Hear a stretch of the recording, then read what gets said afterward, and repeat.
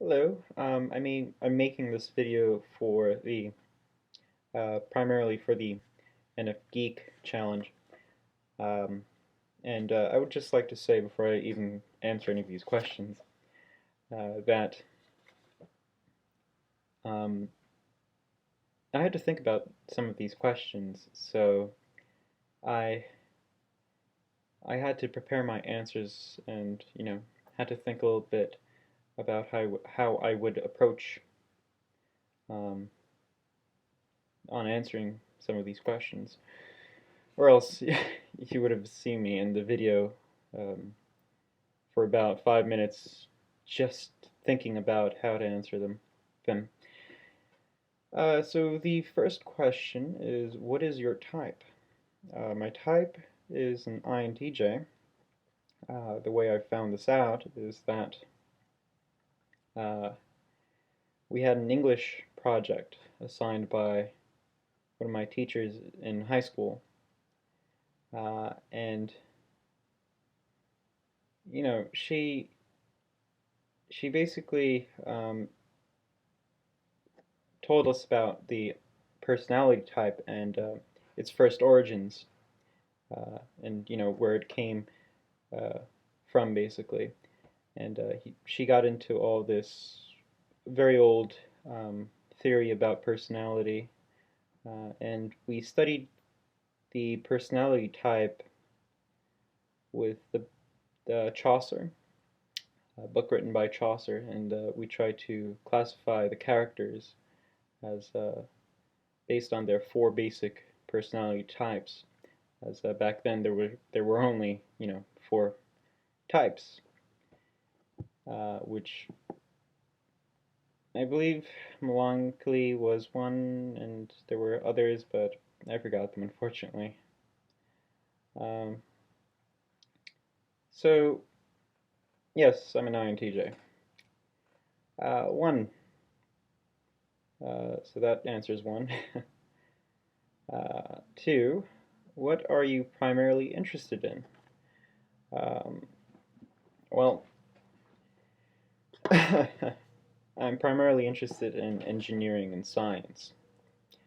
Those disciplines, for some reason, speak out to me more than anything else.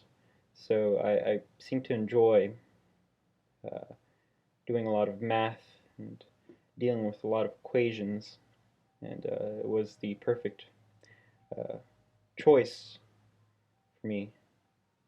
So that's my primary interest. But of course, I'm also interested in politics. And most of the time, uh, when I'm with my friends, I talk about politics. And they usually enjoy my insights, and they usually listen to me very carefully because I feel like they see me as a almost as a professor, I guess. Um, well, they themselves tell this, so um, I teach them. I guess you could say I like to teach people a lot of things, and I like to teach. I certainly do. Um, and usually, but don't understand. Don't misunderstand me. I don't teach everyone. Uh, it's just basically my close inner circle of friends that I usually spend time with. So I usually don't talk about politics or anything else than outside of my friend groups. Um, and yeah, so that's what I'm interested in, and that's what I usually talk about. All right, so hopefully that gives a nice little answer to question two. Question three: how do you relate to your temperament? Um, well, first off, I had to even look at the exact details about what my temperament is about because I forgot most of the details since it's been a long time that I've looked into MBTI actually. And, I have a lot of work to do in college, so, yeah. Um, and plus, I just had the urge to move on and research about something that I'm not exactly familiar with. And yeah, so right, how do you relate to your temperament? Um,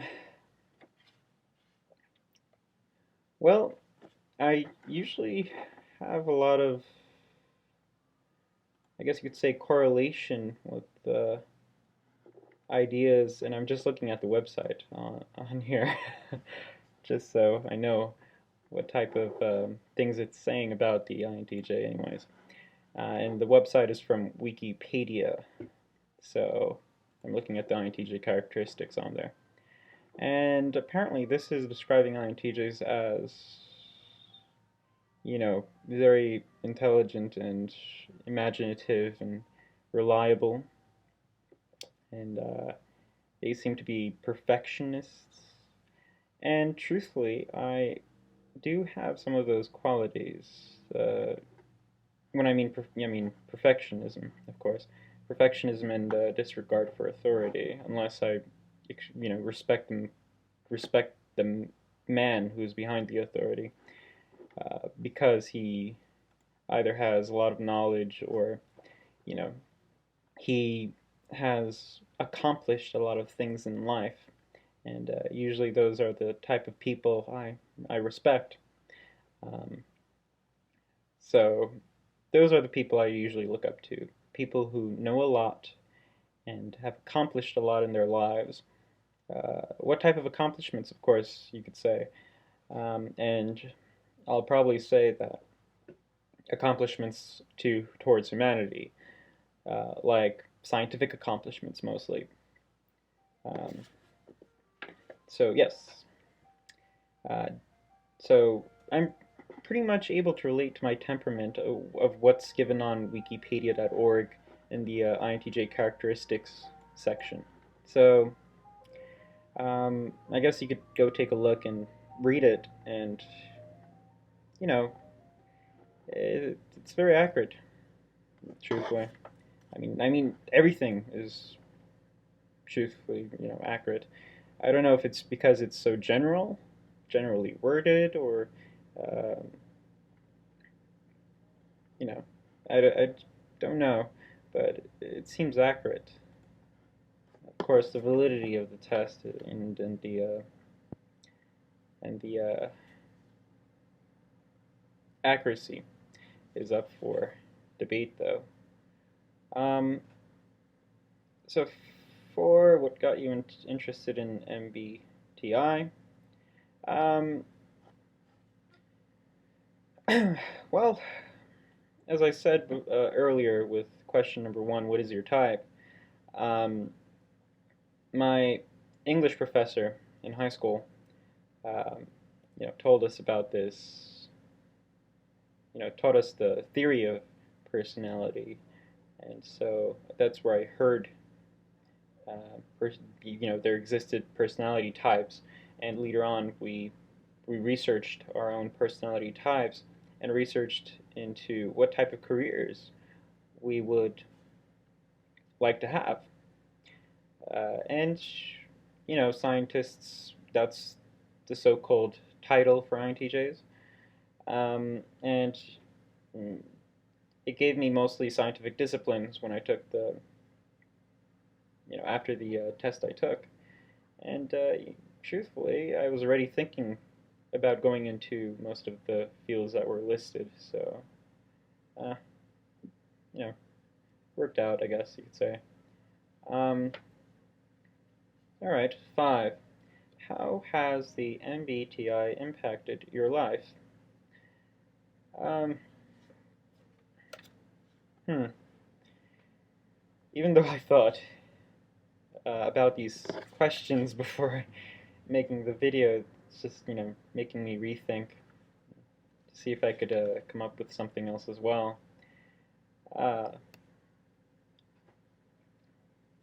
Truthfully, it has impacted my life to a certain extent, but not too much that I went a little bit frenzic, I guess you could say. That I was on a frenzy. Um, I was interested in it. It was interesting to see that you could actually classify to a, as I said yet again, not to a specific extent, but to a general extent, how people behaved and what were their interests and how they thought to certain degrees. But, it was nonetheless very interesting. Uh, and, just reading about it was interesting, but other than that, it didn't really impact my life. And, yeah, so, alright, question number 6. Before I go on to question number 6, though, I did research a lot into MBTI afterwards, though.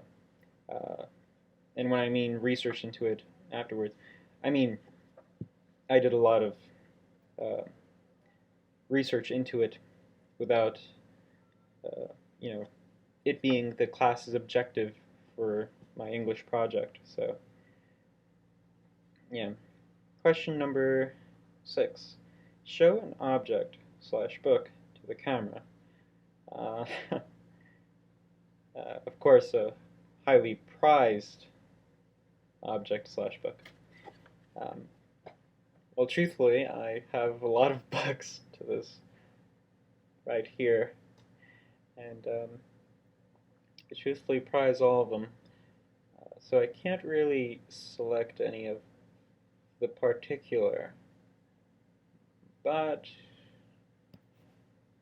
better yet, I'll actually take the computer and I guess do a rundown on all the books that I've collected throughout most of my years. Alright, let's see. Alright. So, yeah.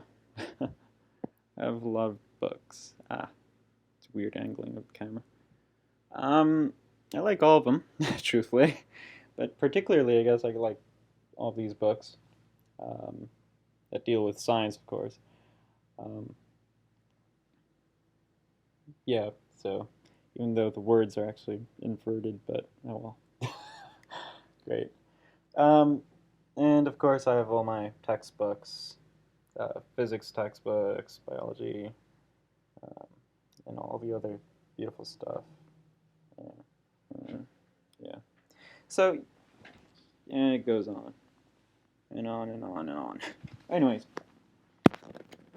so those are probably my highly prized um, possessions in life, and I have no other, truthfully. Um, but that's not really an object, one object, is it now? So I'll probably get the book that I really like. Let's see here.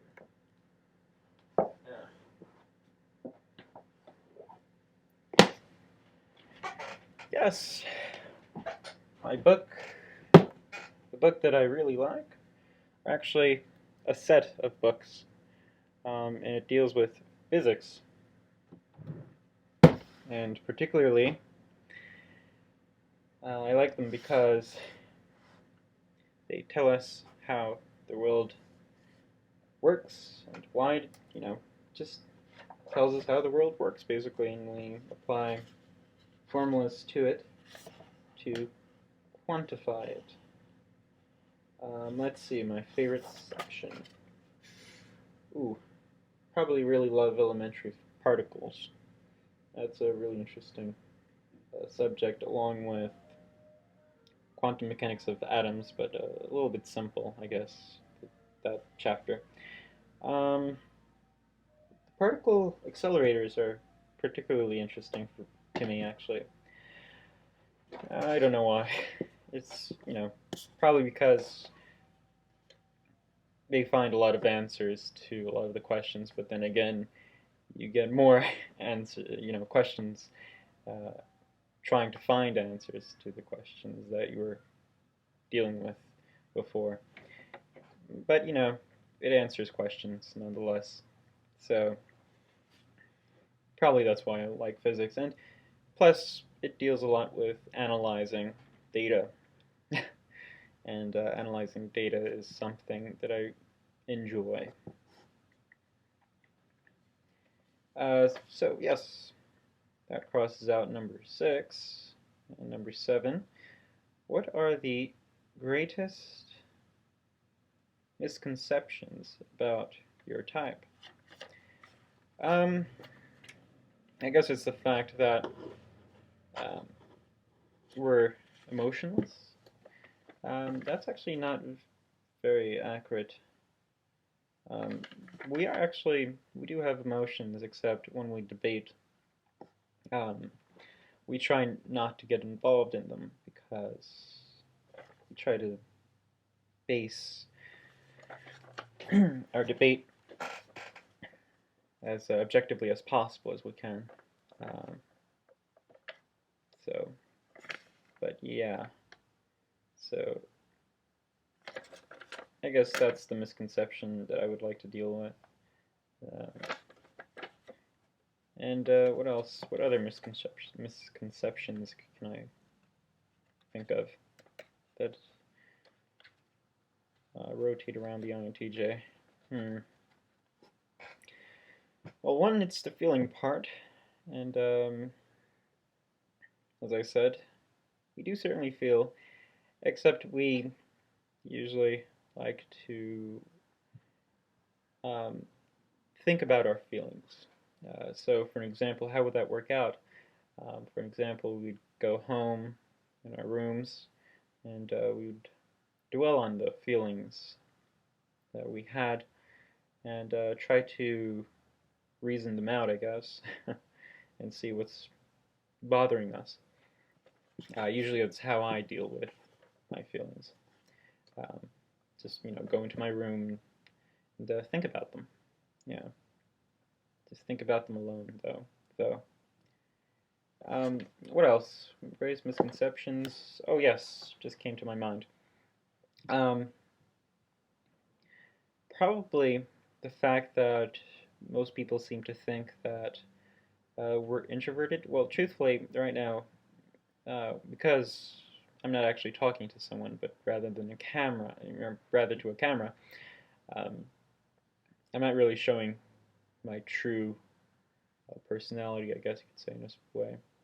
But I usually get along with extroverts um, because they start a conversation, and when they start a conversation with me, I usually get, we have these conversations back and forth afterwards. But most of the time, I feel like most of the conversations are a dead end when, they just abruptly stop because I guess because I'm introverted. But yeah. um, so, and what are the greatest misconceptions of other? Okay, so that's that. So, question 8. What are the limitations you experience as your type? I guess the limitations that we experience as our type is that we don't really display a full range of feelings to everyone. And I guess that tends to make us loners, as the most of the descriptions um, say. And I have to agree with that, unfortunately, that we don't really show a lot of feelings, and I guess it could be a little bit intimidating. So, especially when you try to actually find uh, or start a relationship more accurately. So yeah, I would probably say that's a limitation. Um, so basically that, and we're not very extroverted too, and so we would have to depend on someone else to start a conversation to, you know, make friends. So yeah. All right. Well, I guess that answers that question as well. Number 9. What is your ultimate endeavor? Ultimate endeavor. Well, truthfully, it would. Well, that's a good question. And my first endeavor. Actually, I have a couple of endeavors just in case the first one fails. Um, I guess that's where my INTJ planning comes into play. Um, my first endeavor would actually be to work in a nice company, technology um, centered company, and that would probably be my endeavor right now. Not a really high goal. I used to have endeavors that were a little bit more uh, out of touch with reality, but you know my endeavors are pretty much down to earth, practical now. Um, so yeah, that's my endeavor, and if that doesn't work out, or somehow I change my mind, my second endeavor would be to become a professor, probably, or become some type of researcher, because I really like science and I really like to develop ideas. And as I said earlier, I really like to deal with equations, yeah, particularly math equations. So those are my endeavors, my two endeavors to be precise. And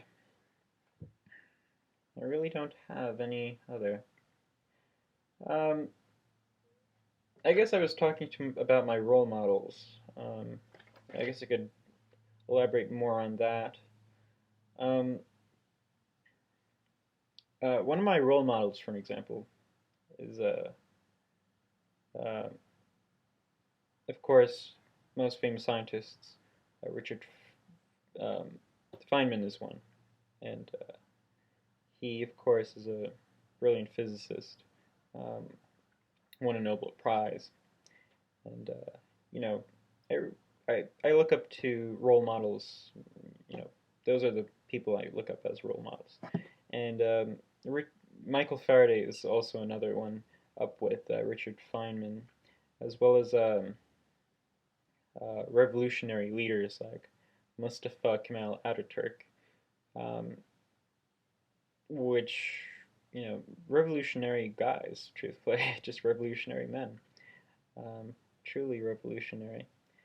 Um, so I guess if you want to see or know for yourselves why I look up to them, I guess you could research them on Wikipedia, and I'm pretty sure you would also agree with me that um, these men are indeed revolutionary. Hopefully I didn't come off as Mr. Spock too much in this video. That would be horrible.